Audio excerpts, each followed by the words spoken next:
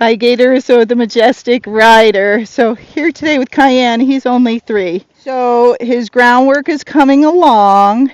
He's a quarter horse Icelandic, and don't ask me if he's papered or anything like that because I don't know. That's just what they told me he is. He's calm. He's very sweet. He's stubborn.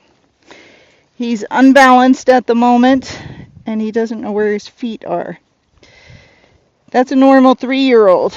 Some of these horses are more compact, but he's still growing. So I'm going to show you some stuff with him. He came in so I can make his gait faster, but he needs to know how to bend, move his shoulders, hindquarters, all those things, because otherwise I can't communicate with him. So I can't ask him for his gaits. I'm giving him leg right now. So I just tapped him because he's a little dull. So it's you want to, when you're working with young horses, these young gaited horses, is you got to realize a couple things. Sorry, I'm tightening my girth, but they're calm, which is great, but they're still young. And what people don't understand is, I don't know, he's probably like a 6-year-old human child, okay? He doesn't know where his feet are. He doesn't know what his job is. He does stuff, and then he's like, I don't want to do it anymore. That's a child. That's normal. And he's very kind and sweet, but I can't let him get away with that stuff. He's got to learn. So I don't want to do it too fast, and I don't want to put too much pressure on him, but he's got to learn. So that was the lateral flexion, the vertical flexion.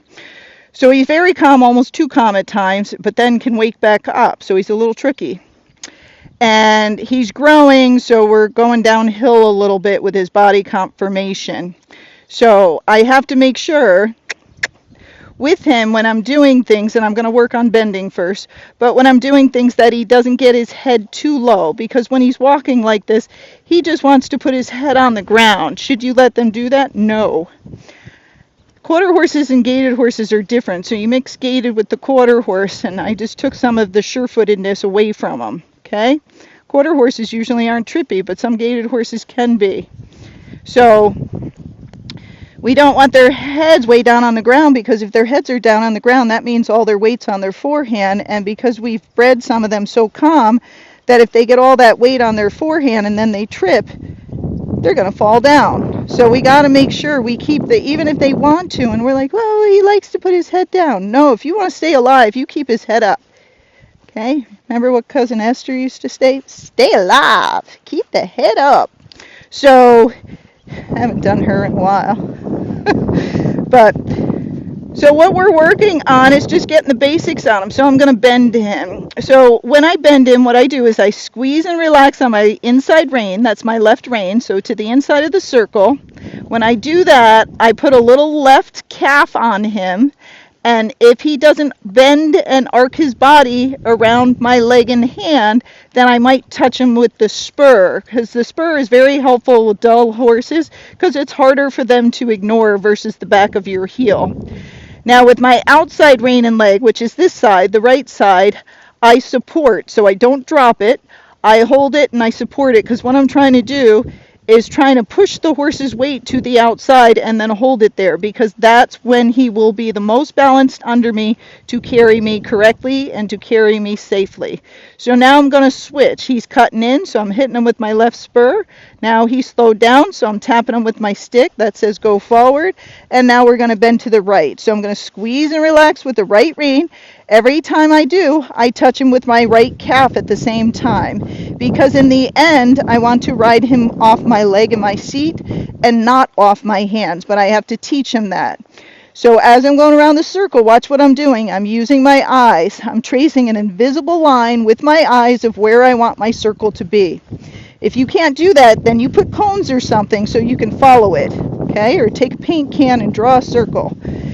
Now I'm trying to make him arc his body around the circle so he can carry me balanced. So I'm using my right leg, and when he ignores me, I do touch him with that spur, because he's a little dull and will just lean on me. But this is much better than the first day. Now I'm trying to support with my outside rein and leg, so in time, I can be much lighter with my inside rein, okay? But you have to repeat these things. He's a child, and he's not going to have an attention span for very long. See it just go away? That's normal. Okay, now I'm going back to my other circle.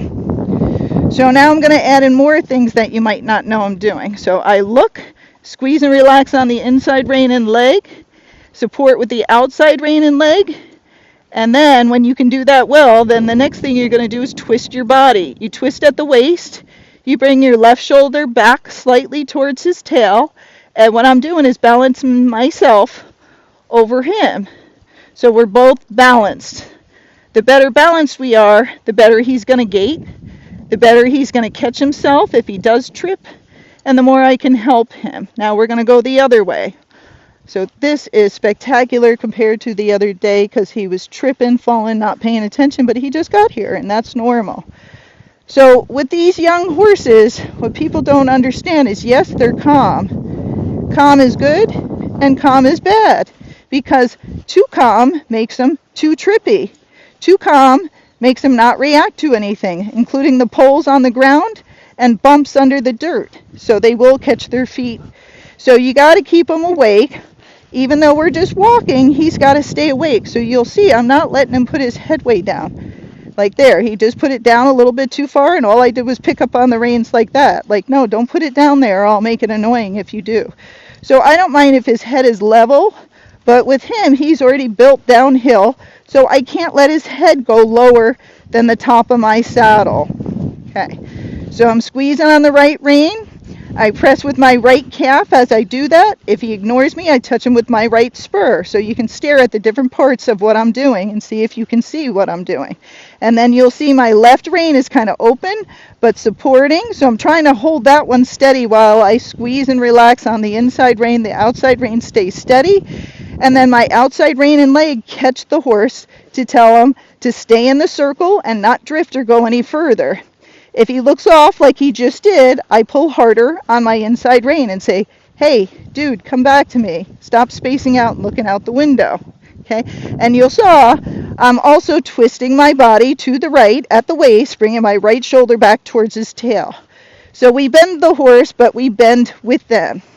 Now, you might not know this if you've never taken any lessons, but this is a big deal. You want them to bend because bending does many things. So it helps them to carry us safer and better, helps you to get around trees and gates when you're going in and out of them so they don't clock your leg into them. It helps get their gait if they're pacey. Okay, it'll help to separate those legs. It helps to balance the horse. It's going to help with their canter. It helps with so many things. But you see, now he lost his focus and he was looking over towards the chickens, and I lost my bend. So I got to correct it and say, hey, come back to me. So again, he's not going to have a lot of focus at this age, so I know that. So I'm not going to ride him super long. I did groundwork before I started, and that was like lunging, which was really bad in the beginning, but now it's better. So now we're going to go into the serpentine. So the serpentine, we bend one direction, so I'm going to bend to the right. Then I'm going to bend to the left. Now you might see, right as I started my serpentine, he got his head too low, but I was talking, so I didn't really correct him. So what I'm doing is, now I'm switching the bend up. This serpentine is a very important exercise I love with the gaited horses because it teaches them to bend. It helps if you're going downhill and say they're one of those pacey, trippy ones, or they got the big back end and they can't get down the hill. By going back and forth down the hill, it makes it easier for them to get down, and you can pick your footing. It, again, by serpentining back and forth, it helps to separate their legs, so it helps to get away from the pace. I use it when horses are dragging me home. I serpentine them the whole way home and go ahead, drag me home. Let's do the serpentine for the next 20 minutes. Have a good time. And so I get other things done, like I bend them and work them, and that way it kind of slows the horse down. They still might be pretty bad, don't get me wrong, because they can be pretty bad sometimes. But that serpentine, now you'll see I'm hitting him with the stick because I want him to walk out and he's getting slower. I don't want him to gait, okay? And that's a problem. A lot of people skip doing this stuff, and then the horse just walks and goes fast. I just want him to do a regular trail walk, which is a regular horse walk, and serpentine and bend in my circles. That's all I'm asking him to do right now, okay? But that's a lot for him and his brain right now, because again, he's only been alive 3 years. Some of you guys don't get that. He looks like a big horse, right? He's been alive 3 years. What the heck could he know at this point in time? His brain is still developing, and so are his muscles, so he's not going to be very balanced. If you're taking a horse like this on trail, be aware they could probably trip and fall over, because he's not ready. I want him nice and balanced, so what am I doing? I'm doing the groundwork first. I'm lunging him over poles, teaching him how to lunge and pay attention, because sometimes he just kind of grabs the halter and tries to run off the other direction. And I'm teaching him, like, hey, you better go over these poles and not fall down. But I'm not doing it with me on his back yet. Oh, no. I saw what he did. So he's got to wake up, okay? So now we're going to do a little bit of this, and then we're going to go into our arena routine. Every time he gets slow, I'm going to tap him with this stick. We're not going over that pole. That's nice that you offered that, but we're not. Okay. So I would just like him to walk with some energy. Now, usually I switch my stick to the inside hand. He's gaiting and tripping, because that's the worst footing in the arena. That's where there's no footing and the ground kind of comes up. So what I'm trying to do is get him to just be in a neutral frame and keep his head around the height of my saddle, or the saddlebag you see in the front, bend, which he's not doing right now, so you'll see me kind of digging my left spur, kind of poking into him, and then supporting him with my outside rein. So many of you get them, and you just want to ride on the trail and go, and you just want to gait. What you're missing is the horse has no education, so you can't communicate with them because they don't know anything yet. Therefore, you're not going to be able to help them with speed control to get the right gait, because they don't even know how to hold speed at a slower speed. They don't steer well, so they're not going to steer well when your horse spooks and does something. They don't know how to think and evaluate things because you haven't taught them any of those things. So when they do finally spook, if they do spook, these are the horses that might run you into a tree or something because they're out to lunch. So I'm just holding him right now. I'm not trying to get his head down. I'm trying to get him to figure out, just get off the bit and I'll leave you alone. Okay? So all I'm doing is making those big 20-meter circles, doing the same thing I was doing around that little circle, twisting my body to the left, bending him, trying to support with my outside rein and leg, and getting him to walk at a speed that's not crawling. Okay? But he's got to learn to balance himself, which is hard right now because he's growing, and balance me. So we do not need to do this at any speed. If you take these horses when they're growing, and this is why so many people have problems with gaited horses, because they're not trained, and you just saddle break them and ride them on the trail, they really don't know their job. They don't know how to communicate. They don't know what your signals mean. So even if you know how to ride, you might get on and be like, I'm going to leg yield him over. Gaye said that'll help me get him out of the pace. Well, if he doesn't know how to leg yield, it doesn't work. So these horses don't know a lot of that stuff because they're so calm. People skip the steps. And then we end up with these calm horses that are tripping, falling down, not paying attention, not gaiting well. So if you got one of these young ones, do me a favor and start it right. Start them like every other horse starts, with groundwork, and then now we're trying to leg yield. But you see, it's not very good. Do it with the groundwork, and then, do under saddle, but teach them all the basic stuff. It's very important, and if you skip these steps, you will always be chasing the gait. You'll be contacting me like, I did what you said, it didn't work, blah, blah, blah. No, it's because they have no training. Every time I tell someone, send me a video so I can see what's going on, I go, oh, it's not what you said. I can tell you that. It's not. So he just pulled on the bit, which he shouldn't do if he was trained. So I just held pressure. So he has to learn all of these things. Now, I said I'm not going to ride him real long. I just want him to go around, leg yield a couple of times each direction, walk in a straight line, keep your head somewhat neutral, and we'll be done before you know it. But he can't do those things that quickly yet. He will in time. And this is a lot. You might be like, you're just walking. What's the big deal? No, he has to think. He's like, what the heck does this one want? She's doing a lot of stuff with me. So he's got to move. If I got to fix his gait and make it smoother, if he gets trotty or pacey, he's got to know how to move sideways off my leg while we're moving. And he's not understanding that yet. So this is the beginning stages of leg yielding. Okay? It's forward and sideways at the same time. So as I go down here, I'm going to bring both my hands to the right. I try to keep it simple for everybody. So no big deal. Just think, bring your hands to the right, push with your inside leg or your left leg. Now, did you see he threw his head down? He pulled on the bit. He's like, I'm pretty much done with this right now. And I'm like, no, you're not. You're only a 6-year-old little boy. But you're a 3-year-old big horse. Okay? So his speed is, see that? He just tripped. Now, I'm not going to let him live that down. See how his backup's not so good either?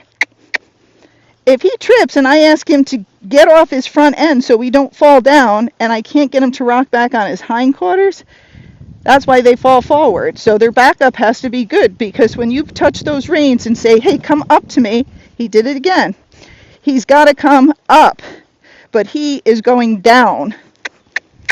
So don't let them just trip when they're like this, when they're dull and goofy, and you're like, oh, I stayed on, that's good. Well, that's great, but no, make it so they pay attention and they're awake. When they trip, give them something harder to do so he wants to stay awake and focused so we don't get after him. Oh, okay, now I'm going to back up again. So when I back up, I hold pressure on the reins. I try to do lightly. Sometimes with him, I have to do harder. Then I add legs. So the hands say backwards. The leg says go backwards. Or you could use your seat too. Okay? But I don't just pull on their mouth. I don't want to. In time, I want to stop, think backwards, and the horse just goes backwards. We got to get them to be light, because if they're not light, they're leaning all their weight on their front end. Because a lot of these horses keep their feet low to the ground, don't pay attention because they're calm, that will make them trippy. So we got to make sure that front end is light and the weight is on the back end, because if the weight is on the front end and they're not paying attention, they just trip, and calm horses like this go, well, I just tripped and fell down. Hey, there's grass over there to the right. I think I'll eat some of that. Why is she still sitting on my back? Did we fall down? That's how they think. Now we're going to do our turn on the forehand. And people who aren't used to these horses, now I'm tapping him because he's not understanding to move off my right leg. Like your quarter horse Arab or thoroughbred people, they're like, something's wrong with that one. And I'm like, no, nothing's wrong with them. This is gaited. This is why people don't know how to ride can have young horses, and the young horses don't kill them unless they fall. But a lot of them are calm, and that's part of the problem. They're calm, and then, you don't know what you're doing, so you don't teach them anything, and you end up with this horse that doesn't gait, doesn't know anything, and then as it grows up, it gets bad and it takes over. So if you're going to get a young horse, you need a trainer, you need someone to help you, get the basics on that horse, or send that horse to the trainer, then you go learn how to do it also, and you keep making that horse the best horse in the world, okay? See, he just put his head down too far, and I went like that to get his head back up. Okay. Now, again, I'm not worried about his gait. So at times you might be like, he's pacing, he's doing this, he's doing that. I could care less what he's doing with his feet as long as he stays on them. So one thing at a time, teach the horse in steps. So that's why when I ask him to go forward, like I'm making my circle, then I say keep going, and if he doesn't go, I squeeze, and if he doesn't go when I squeeze, then I tap him with the stick. But I'm trying not to do it all at the same time because he won't understand because he doesn't know yet. So you're trying to teach him like, hey, when I look to the right, it means go right. And when we look, it's very important to use your eyes to help these horses, because when you look, your body shifts. When your body shifts, they pick that up in time. And when you do it over and over again, they go, when she looks right, she wants to go right. Because I feel her body turn, and the next thing she does is touch me with those legs and reins. So when I feel her do that, I'm just going to start going to the right so she doesn't start using her legs or tapping me because I'm not doing it. So he's better with his head, but you'll see he's still not that good with his feet yet. They are a little long.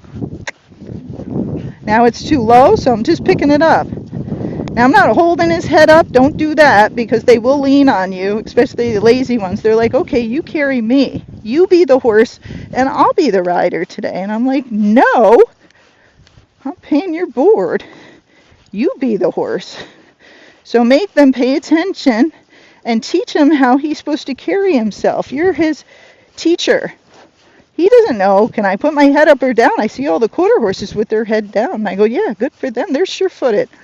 You're out to lunch. So no, you cannot put your head down like that. Don't let them. If you have one of these dull, trippy ones, and I'm not saying he's just tripping because he's young, but if you do have a dull, trippy horse, do not let them put their head down like that unless you want to go into the dirt. Okay, we're going to try one pull. See how we do, because this is the bad part of the footing. Yay, he picked his feet up, and then he tripped. Okay, so see, he doesn't know how to accommodate anything yet. He doesn't know how to move off my leg. See how he's not going? So now I'm really digging my spur in. So say I was gaiting and I was like, oh, we're so close to a really good gait, but he's just a little step pacey. If I could just separate his legs by doing a leg yield, I'd have it. Oh, that's right. He doesn't know how to leg yield. So you got to have that leg yield to do it. And don't feel embarrassed or anything like that. A lot of times, you know, you just hear, hey, get a young horse, grow up with it, it'll be great. So you don't know any of this stuff. But now you're starting to realize, like, I don't know about this. I don't know anything. He doesn't know anything. You got to teach him, show him what to do. And when he does it right, you're like, good boy. And when he does it wrong, you correct him and keep going. Sit back. Anytime you go over poles with young horses, you sit back just in case they trip. Now I'm not letting him put his head down. Did you see that? And you might be like, that's quite mean, Gaye. And I'm like, no, because I know how these horses are. I've worked with them over 20 years. I know they can fall down in 2 seconds when you're not paying attention and they're a little clumsy. Now he's not going over again, so I'm hitting him a little hard with my spur. Now a lot of times when they're going away from their stall, they're not as good, but when they're heading towards their stall, they're quite good. He's got to learn, you got to do it well both directions, not just the one direction, okay? And know when you lean your weight a certain direction, like I'm going to lean to the left, it puts them off balance.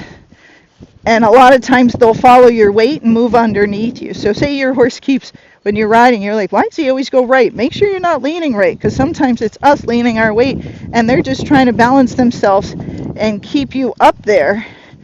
They are quite nice. So see that one he hit, but I sat back. Okay, so I'm hoping he does the leg yield well this way. Now see, he's cutting. So now I got to be a little bit mean because I'm like, no, you cannot do that. Okay. So now he kept doing the one over there quite good. So you know what I'm doing? I'm not going back over there to do that leg yield. I want to fix this leg yield. And once he does the leg yield this way, well, we're going to, oh, we have to do another turn on the forehand, but then we're going to quit. That's it for today.